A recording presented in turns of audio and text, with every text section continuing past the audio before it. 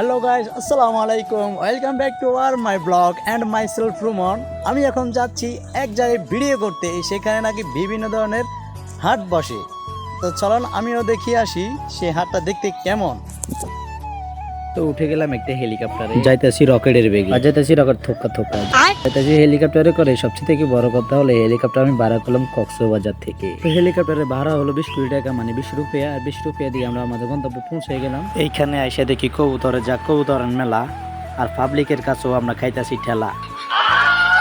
ওই মেয়ে মানে ধাক্কা খাইতে খাইতে চলে গেছি সামনে যেয়ে দেখি চুড়িয়ে মন। এটা তো আমার শখের পাখি, আর এটা যেহেতু আমার একবার ভালো লাগছে, এটা আমি যত টাকার বিনিময় হোক এটা আমি নিব। তো আলহামদুলিল্লাহ অবশেষে আমি পাখিটা নিয়ে ফেললাম। যার পাখি সে বলতেছে আপনাকে কি নেবেন। আমি বললাম আপনার মনে খুশি, আপনি যেটা নেন আলহামদুলিল্লাহ আমি সেটাতে খুশি আছি।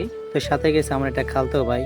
পরে বললাম তুই ব্যাগটা ধর, ব্যাগের ভিতরে উনি পাখিটা রাখি দেয়। উনি সুন্দর মতন পাখিগুলো ব্যাগের ভিতরে রাখি দিলেন। তো পাখিগুলো আমি নিয়ে দেরি করলাম না, সেখানে চলে আসলাম তাড়াতাড়ি বাড়িতে এসে দিলাম তাদের খাঁচাতে, তাদেরকে ছেড়ে দেওয়ার কিছুক্ষণ পরে এসে দেখি তারা আমাকে দেখে করতেছে লাফালাফি।